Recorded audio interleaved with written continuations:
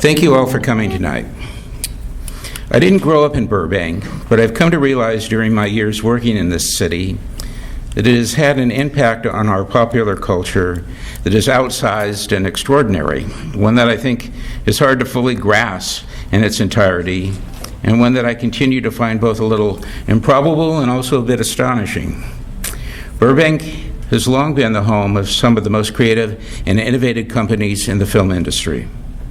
At the Burbank Public Library, we feel it is an important part of our mission to keep the memory of that history alive for our community, to celebrate the achievements of these companies which have been so much a part of Burbank's creative and economic life over the years, and to explore ways that our library's staff and resources can help support these industries and encourage their future growth. We hope to find ways to be of help not only to the large media corporations, but perhaps more practically, to the many peripheral businesses which support those companies, and to individuals seeking to make careers in film and entertainment in this city. It is hard to think of a book that might be a better match with the subjects and themes of our ambitions than The Queens of Animation, and that's why we've arranged to have this event for you here tonight. Nathalia Holt has a PhD in molecular biology. Her first book was Cured: The People Who Defeated HIV. She is the New York Times bestselling author of Rise of the Rocket Girls, the women who propelled us from missiles to the moon to Mars. Some of you may have been with us for that event. She was here before with some of the JPL computers for a wonderful event. Her work has appeared in numerous publications, including the New York Times, the Los Angeles Times, the Atlantic, Slate, Popular Science, and Time. She is a former fellow at the Reagan Institute of Massachusetts General Hospital, MIT, and Harvard University. We are honored to have her here tonight for her first appearance for her new book, which has just been released today. The Queens of Animation, the untold story of the women who transformed the world of Disney and made cinematic history. This book profiles some of the women who made important contributions to Disney animated features during Disney's classic years. As in her previous work, Rise of the Rocket Girls, the author explores the challenges that women faced when they wanted to do the kinds of work monopolized by men. In this case, jobs in which they could use their talents and abilities to do creative work in film. These were jobs that were largely closed to them. They overcame adversity in their profession and difficulties in their private lives to make important contributions to cinema, and they opened the path for women who would follow them in these fields. In reading about their stories, I learned a lot about how animated films were made, the tremendous number of people involved, and the meticulous work it took to bring these projects to the screen. You will find surprises in this book about how things were done and also about who did them, about who created some memorable and iconic Disney moments. But what is most enjoyable about this book, perhaps something unique to reading it in Burbank, is imagining so many of the narrative scenes taking place just a few blocks from here. Somehow, the geographical proximity makes the years between then and now vanish, as if by some sort of magic. I half expect to hear Walt Disney honk his car horn, as he would do, and see him pull over to the side of the road on Buena Vista and give someone a ride the rest of the way into work. I guess your imagination can get away from you in this town. So get ready to hold on tight. But before you do, please lift those hands and join me in giving Nathalia Holt a warm welcome on her return to the Burbank Public Library.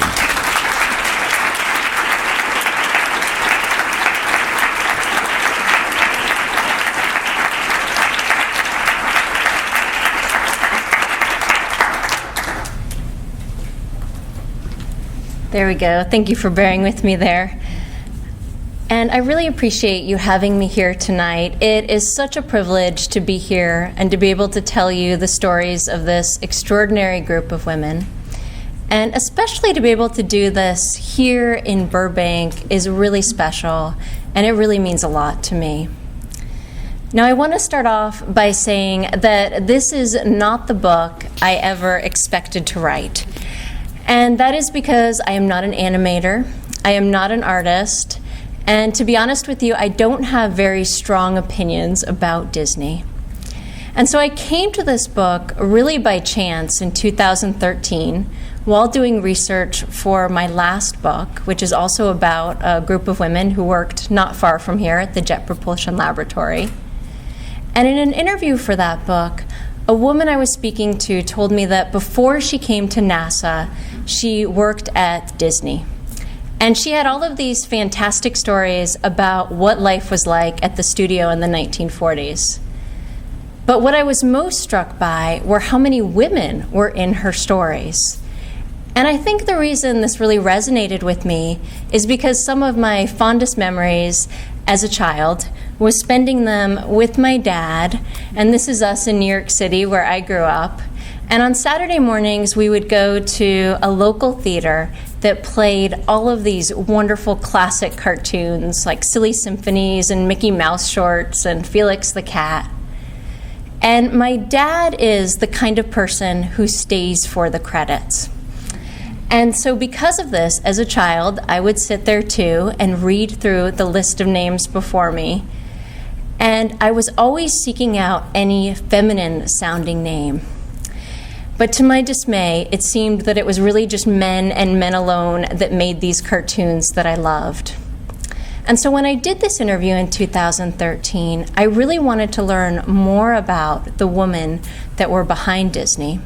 And so I went out and I bought several biographies on Walt Disney. There's many that have been published. And I immediately tried to find the names of these women that I had so recently learned. And sadly, I couldn't find them. They were simply absent. And this seemed like such a gaping hole to me that their stories and their histories had not been chronicled. And it really is a shame because Walt Disney, of course, was such an innovator. He not only innovated sound technology and invested early on in Technicolor, but he also was really pivotal in investing in women early on.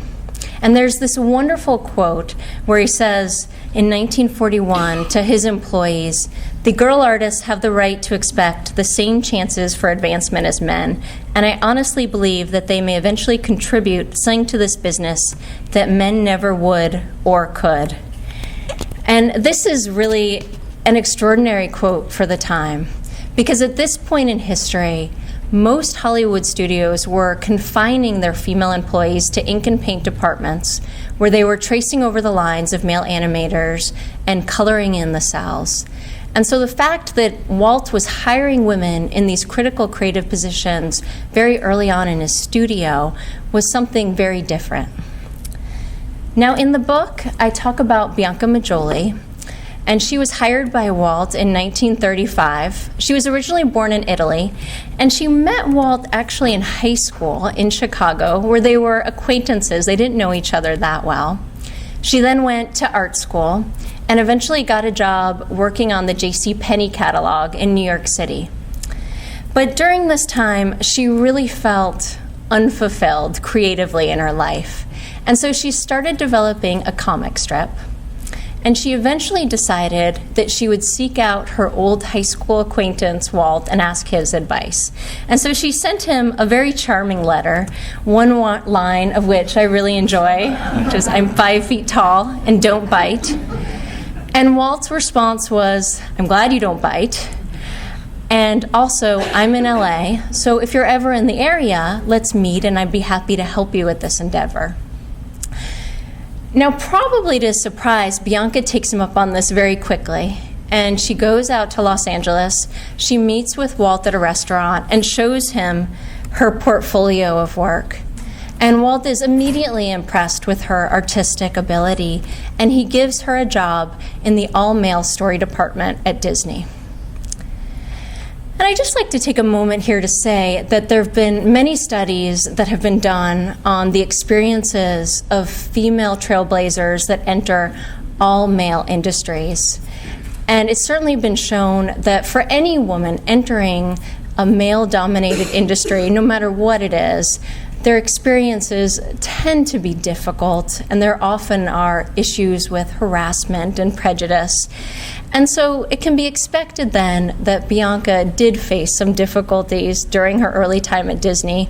And I document some of these examples in the book, one of which is during a story meeting in the 1930s where she's presenting her work in front of a room full of her colleagues. And Walt ends up actually taking one of her drawings off the storyboard and ripping it into pieces. And Bianca is just horrified. She runs out of the room crying, and her male colleagues end up actually pursuing her down the hall and into an office. And this incident has been documented and published about before, but perhaps it's more striking when you read it directly from her words in a letter that she wrote to a friend about the incident, where she says, "The only scrap of my paper that remained was a flower. I sat in the corner with my heart beating wildly and gasping for air." And certainly Bianca had to deal with many difficult moments during her work in the story department. But despite that, she was able to contribute in many ways to Disney. She translated the original Pinocchio from Italian, as well as bringing many of her own story ideas to the plot.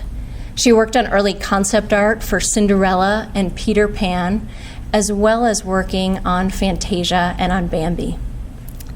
Now, the next woman to enter the story department luckily fared a little better than Bianca, and her name was Grace Huntington, and she was born and raised right here in Los Angeles, and she dreamed of becoming a pilot.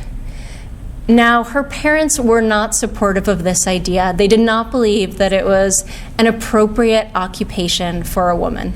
And so even though they allowed her brother to take flying lessons and get his pilot's license, they would not allow Grace to do so. And so Grace decides that she is going to get around this by getting a job. And she doesn't get just any job. She ends up going straight into Walt's office, meeting with him, and being hired into the story department in 1936. And her first story meeting at Disney is quite eventful because at first she's barred from even entering the room. A man there says, "Nope, sorry, women aren't admitted, only men attend story meetings." And Grace has to get around him, very indignantly saying, "I'm supposed to be here, I was hired to be here, and also there's another woman in this department." She then enters the room and finds herself sitting alone in a big crowd of men. And she really feels isolated by her gender in this moment. And Grace is the kind of artist that really captures her feelings on paper at the studio. And this is a wonderful sketch she does of herself having to wear a suit of armor in order to go into story meetings. And despite this beginning, Grace ends up being a very vocal member of the story department. I really enjoyed reading the transcripts of these meetings. This is one of my favorite lines where she says, "The whole story is built on something that isn't true in the first place because you have a king of the bees and bees are known to have a queen." And I found that this is quite frequently how Grace talked in story meetings. She was often correcting her male colleagues and having all kinds of wonderful and imaginative ideas of her own. Now, at the same time that she's participating in these meetings, she is also taking flying lessons, getting her pilot's license, and eventually even breaking altitude records for female pilots in the United States. And you can imagine what a frantic life this must have been for Grace, because she's working long hours at Disney, she's coming in on a lot of weekends, and she's doing all of this groundbreaking work in aviation. And I think she captures this feeling of being overwhelmed quite beautifully in this sketch. Although probably one of my favorites of hers is this funny sketch where an overbearing Mickey Mouse is confessing his love for Grace, and she is scooting away quickly. Now, Walt did not only employ young women, he also employed older and middle-aged women. And one of those was Sylvia Holland. She was born in England. She went to architecture school, and she became the first woman admitted into the Royal Institute of British Architects. She then met her husband. The two of them moved to British Columbia, where they started their own practice, and they began designing houses such as this, these craftsman-style houses. This one they actually lived in, and they started their family. They had a young daughter named Theo. Now, tragedy ends up striking the family when Sylvia is 7 months pregnant with their next child, and her husband ends up getting an ear infection. Now, this might not seem like a big deal, but in the 1920s and 30s, ear infections were actually a leading cause of death. There is no antibiotics available to treat an ear infection, and so Frank ends up passing away, and Sylvia is now left with her two children, and she draws this quite moving sketch of this experience. A few years later, her son then becomes sick, and she learns that he too has an ear infection. And the doctor tells her, "I don't have any treatments, I don't have any therapy. My advice is to move somewhere warm and dry." And I can imagine how Sylvia must have felt hearing this news. And she immediately packs up her family and moves to Southern California. Now, she quickly needs to find work, and with the weight of all of this on her shoulders, she walks into Walt's office with her portfolio. And Walt is immediately impressed with Sylvia and her work. And so she is hired in the story department in 1938. And Sylvia quite quickly rises in the ranks at Disney. And so for Fantasia, she becomes the first female story director. And because they're working on the Nutcracker sequence of Fantasia, and this is Ethel Kusar, who is also working with Sylvia on this project, there were many fairies involved in the Nutcracker sequence. And so because of that, there were not very many men who wanted to join her team. And so the work of this part of Fantasia ends up being very heavily dominated by female artists.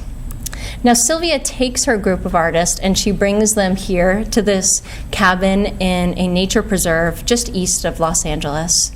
And they spend so much time there that they end up calling it the Summer Studio. And Sylvia is very intent on creating these beautiful depictions of nature, as well as incorporating some very special effects animation. And it's important to note that at this time, most audiences in the United States had never heard of the Nutcracker.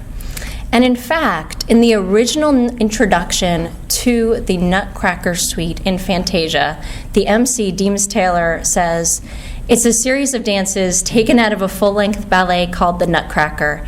It wasn't much of a success, and nobody performs it nowadays." And this music was actually originally chosen by Bianca.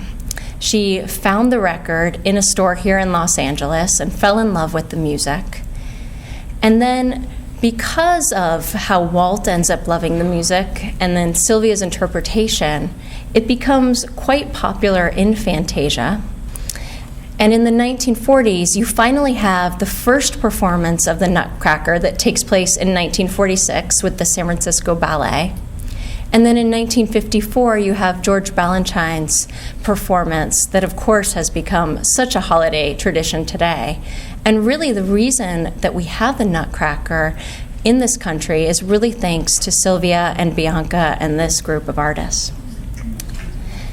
Now, there were many other women working on Fantasia. One of them was Gio Fujikawa. She was born in Berkeley to parents who had immigrated from Japan. And she ends up going to Chouinard's for art school. She then is hired by Disney, where she is working on developing promotional materials for Fantasia. And in the years ahead, the studio becomes quite important to her because Walt himself ends up transferring Gio to the New York office during World War II so that she can avoid the effects of the Japanese internment camps here on the West Coast. And she ends up having a really beautiful career in children's literature where she brings a diversity of children to her depiction in a way that hadn't been done before. Now, another woman working on Fantasia was Retta Scott. I love this picture of her. Now, Retta was raised in Washington. She also attended the Chouinard Art Institute. And at Disney, she gains quite a reputation after her sketches of these vicious, snarling hunting dogs that pursue Bambi are found by the male artists. And everyone who is looking at these sketches believe it must be a man that made something, because these are simply too terrifying otherwise. And everyone is quite surprised when it turns out to be Retta Scott, who goes on to become the first credited female animator at Disney and works on many other films as well. She works alongside Mary Blair, and I'd just like to take a moment to acknowledge Mary Blair's niece, Maggie Richardson, who's in the audience tonight. If you'd stand up for just a minute.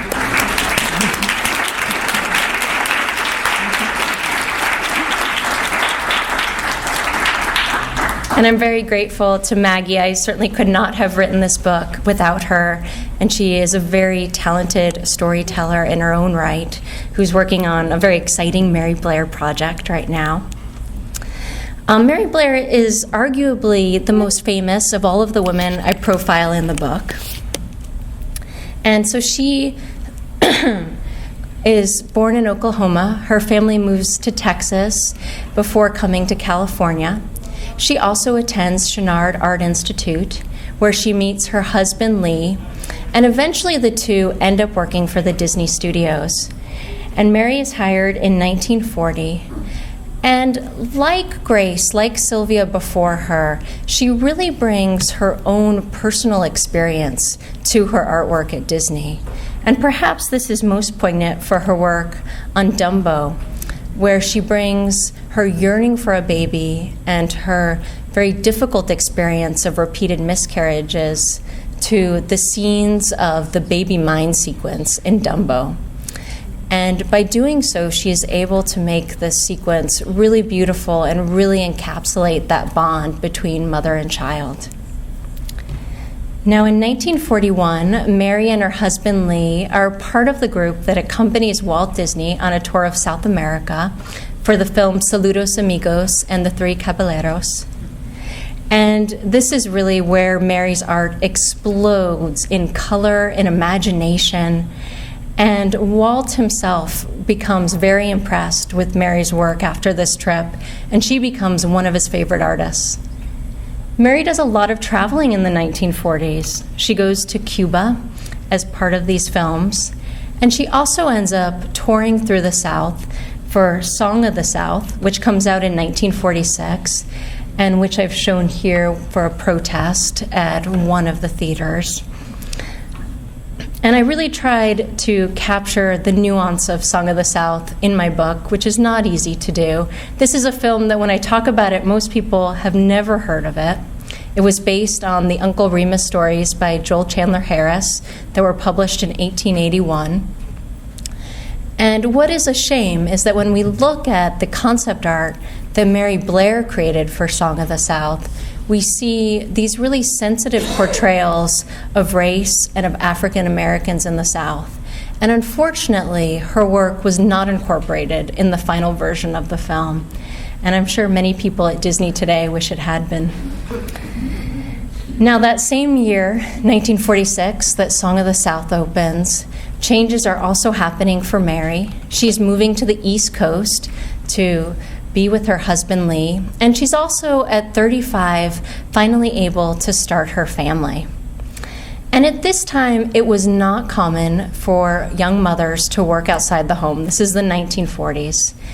It was also not common for them to be able to commute cross-country to keep their jobs. But that is exactly what happens. Walt Disney does something he's never done before, and he allows Mary to continue her work at Disney from afar, traveling back and forth in order to be able to participate in story meetings. And I think this really speaks to how much Walt valued Mary as an artist.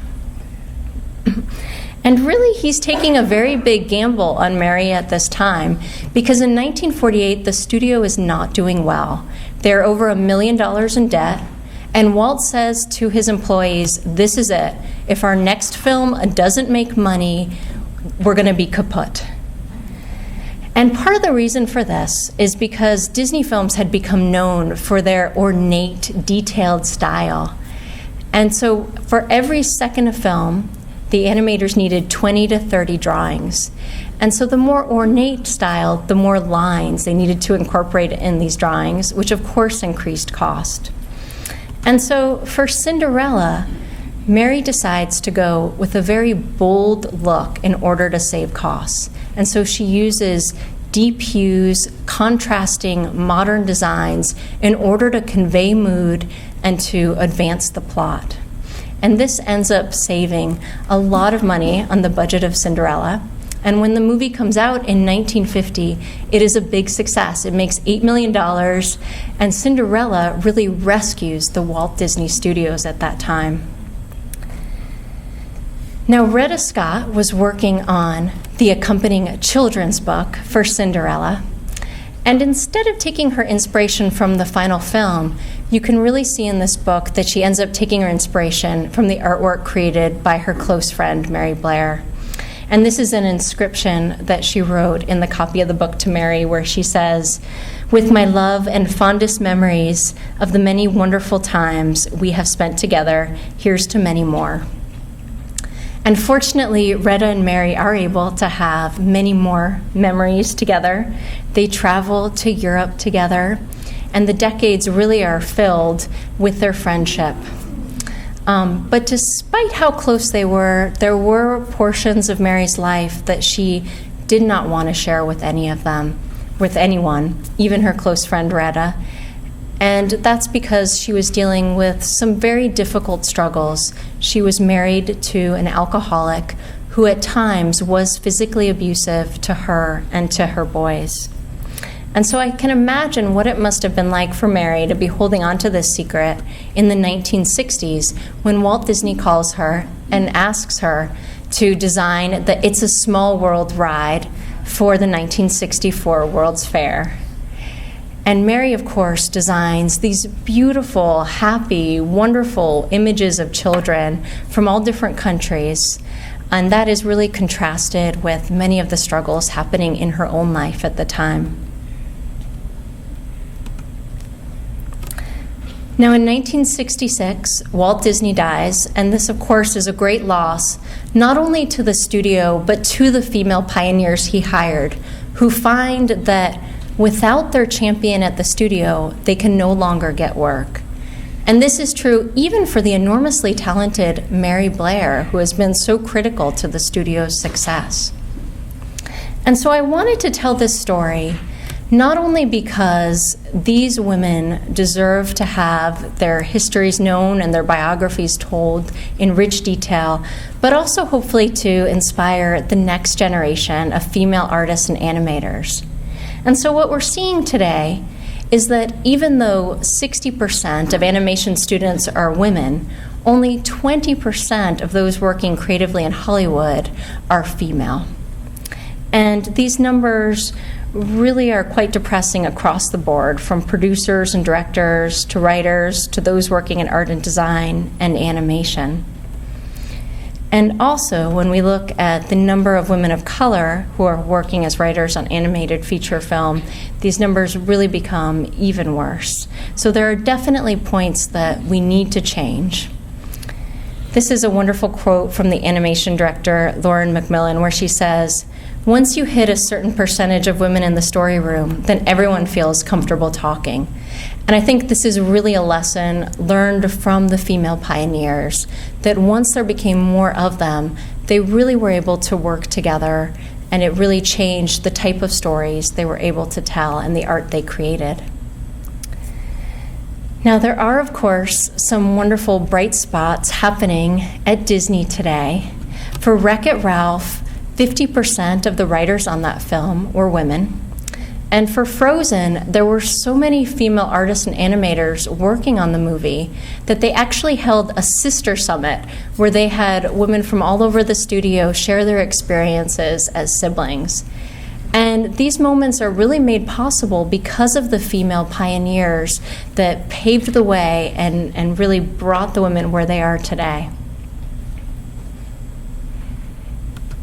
Now, in the book, I talk about these murals that Mary Blair made in the 1960s for Disneyland. And in 1986, one of them was chipped away at Disneyland, and the other was entombed in plaster. And I think that these really serve as a wonderful analogy for the work of these women, because it's true that the work of these pioneers really surrounds us, even though many of their names may have faded from our consciousness. This is me and my daughter Eleanor. In 2015, I brought my 5-year-old to Disneyland for the first time. And it was such a wonderful moment, especially taking her on the It's a Small World ride, and to be able to see her eyes light up. And she was so excited to learn about Mary Blair and about some of these other women. And it was a really good reminder to me that these are not just movies. These films are really the first glance of our culture and the roles of men and women for these impressionistic young minds that see these films.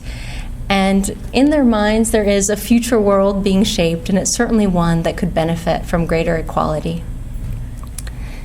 So thank you so much for listening to me tonight, and I'm happy to take any questions that you might have.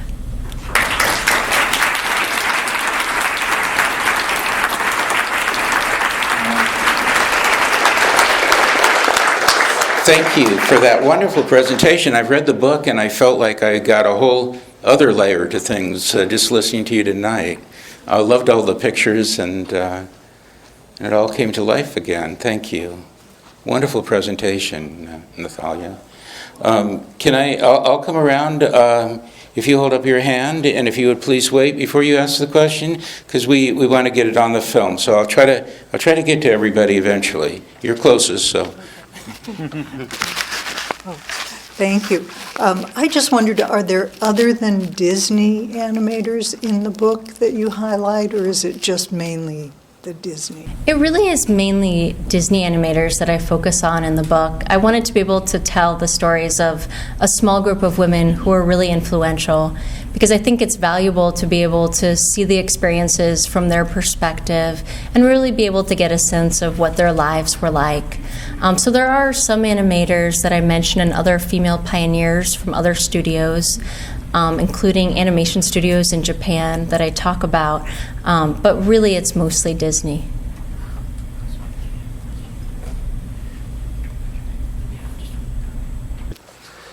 So a Disney film that I remember seeing in which female animators are portrayed is from 1941, The Reluctant Dragon, though when I saw that film in 2005 when I was 9 years old, I used to think those were the real people, and it wasn't until later that I found out that they were all actors and actresses pretending to be animators, and that was because all the real ones were on strike at the time. And can you please talk a little bit more about all of that? Certainly, yes. So I go into great detail about the strike in the book.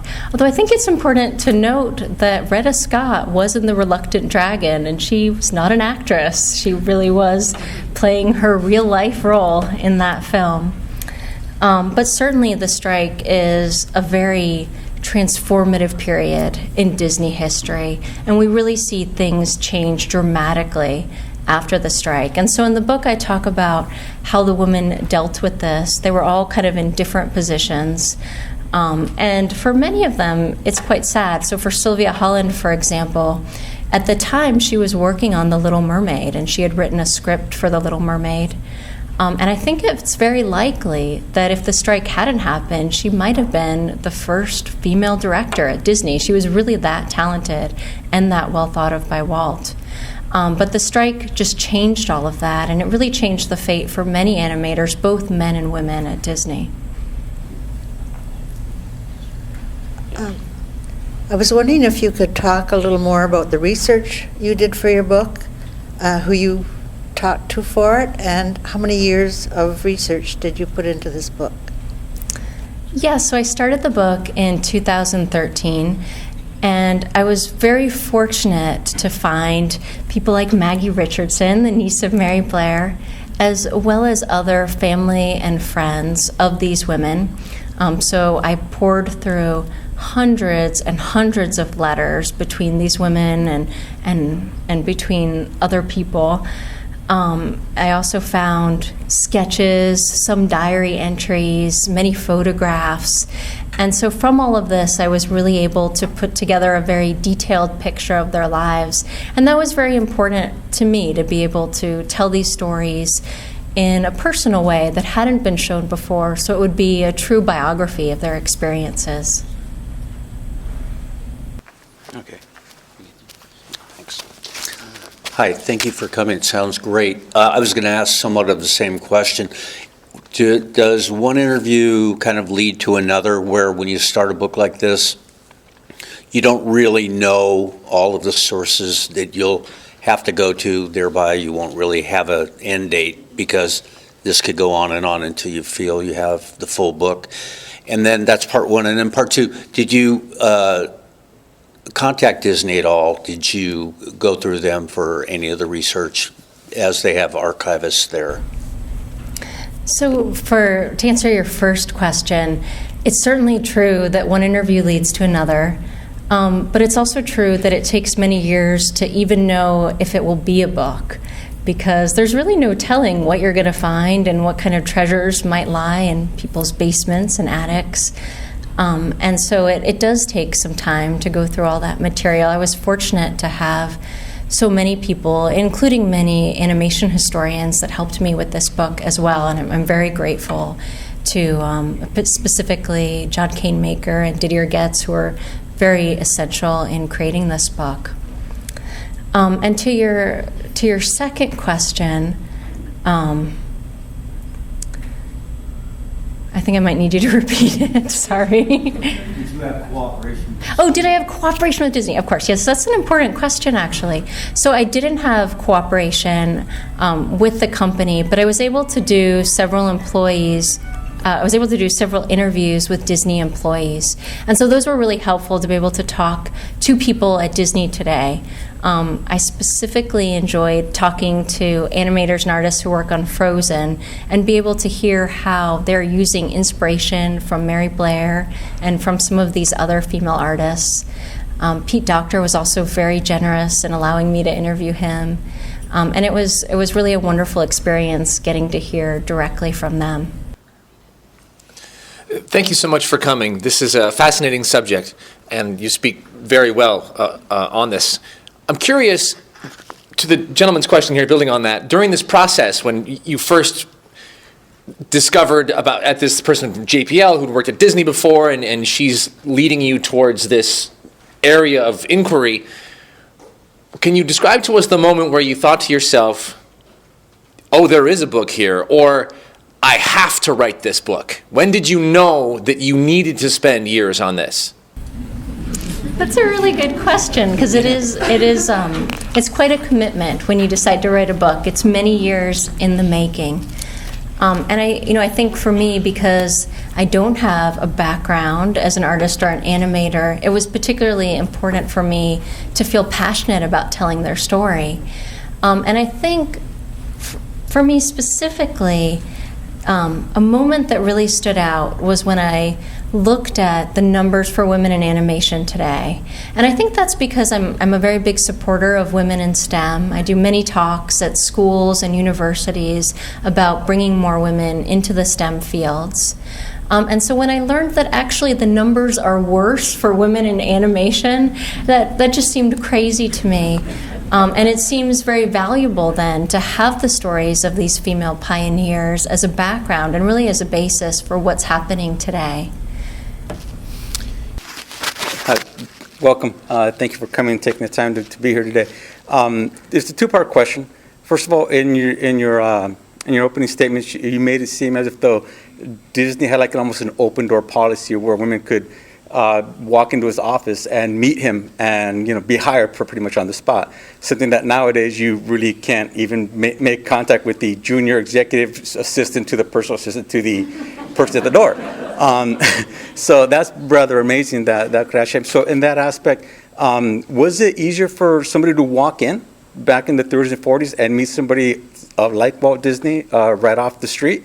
And second, do you think that the outbreak of World War II and men being pulled away to either be drafted and go off into the theater of war or those who volunteered, which opened the doorway for a lot of women to go into industries such as pilots and mechanics and welders and riveters. Did that also contribute to ladies and women being able to enter the field of, say, like animation because of the absence of men for those who either were away or for those who died? Yeah, those are great questions. So for the women that were hired directly by Disney, it is actually probably important to note that at the same time that Disney is hiring these women into the story and animation departments, the official letters going out to women who are applying by mail were quite different. They very clearly would state, women do not do any of the creative work in connection with our cartoons. So if you were applying by mail, that was not going to work out well in most cases. But Disney was very protective about his story department. He really saw it as a jewel. He really felt like that is where these wonderful ideas came from. And so he wanted to personally interview people that entered that department. And so women like Grace Huntington, for example, first interviewed with Ted Sears. And she literally did walk up to the studio, leave her story ideas, and then was contacted by Ted Sears. She didn't have any special connection to anyone at the studio. But by doing so, she then eventually got that interview with Walt Disney. And it was quite an interview. She described it in detail in her diaries, and it was really fun to talk about it in the book. So certainly there were different ways to get into Disney. Now, about your second question about the increase of women in animation during World War II, that is certainly true.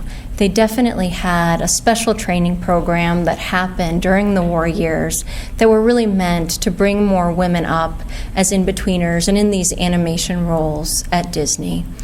But I will say that that was also kind of a dormant period for the studio. They were working on some films, and there's certainly some ideas and some movies that I talk about in the book, such as Victory Through Air Power and some of the other projects they were working on. But it's kind of a mixed bag being a woman at the studio at that time. So I just had a really quick question. You mentioned Sylvia Holland moving to Southern California for her son with the ear infection. I just wanted to know how he was after they moved. Oh, he recovered, and yes, he did fine. And I did actually interview her daughter as well for the book, and she has some great stories about what life was like at that time. She also worked for Disney for a short period. Hi.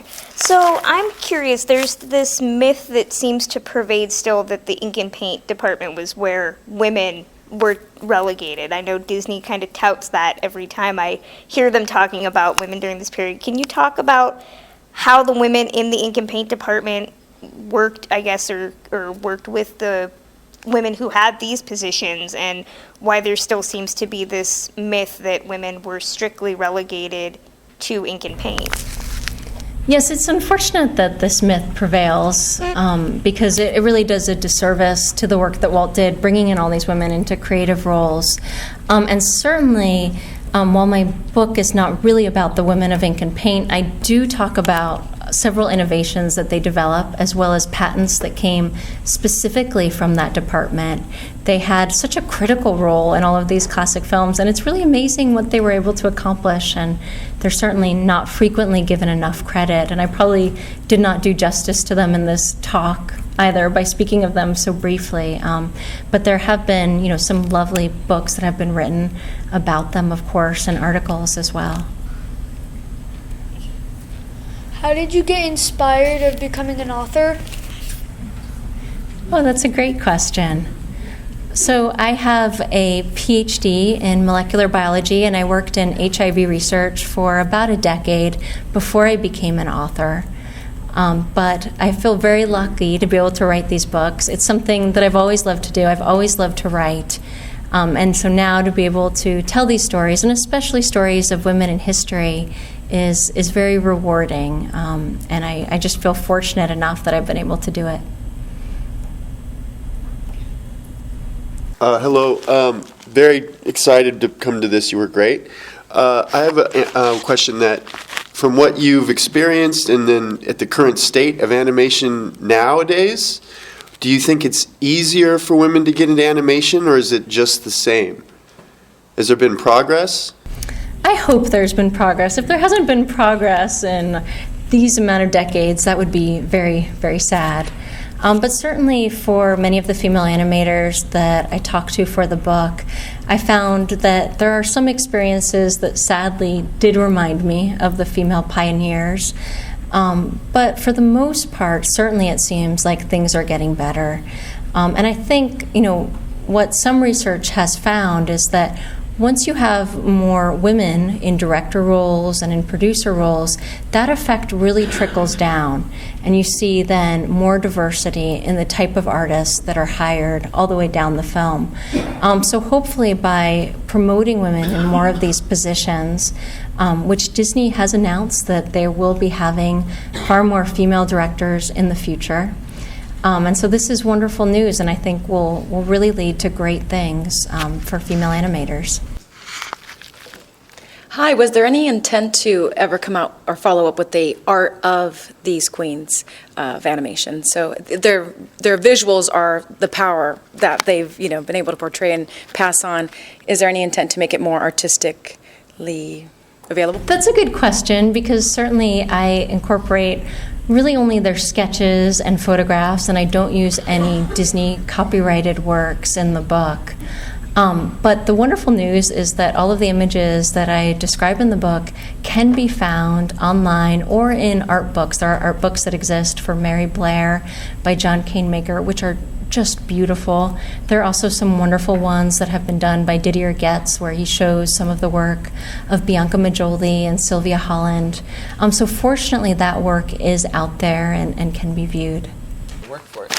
I wondered if you could talk a little more about what happened in 1966 when Walt died, and was there kind of what happened to the 5 women, and was there a period that things got worse and then they got better again, or what was the trend?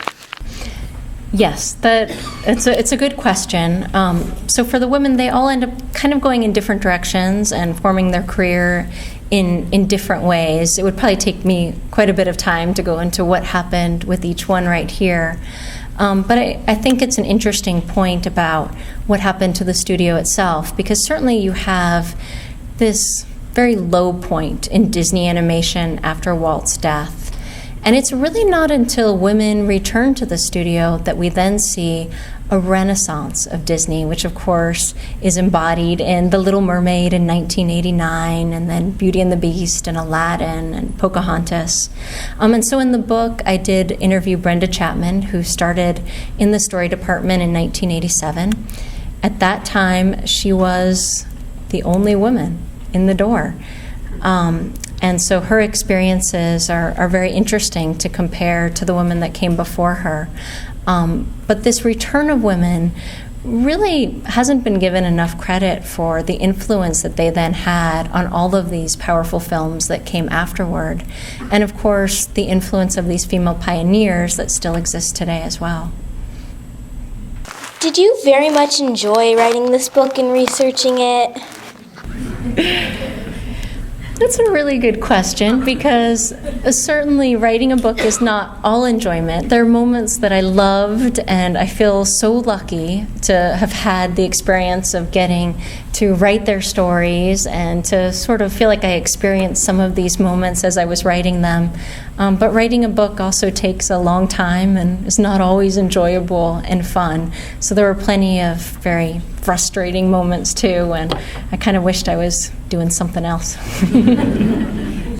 Thank you all for the great questions, and please, if you haven't read a book by Nathalia, she looks at both the professional lives and the personal lives, so you get very rounded characters, and these people really do come to life in her work, and the stories end up being, to me, very moving as well. And you learn a lot along the way, too, about the industries that they were involved in, as well as the creative work that they did. Please, it was a wonderful presentation, Nathalia. Thank you so much. And you get a chance to, she'll sign a few books for you after there, okay? Thank you all for coming.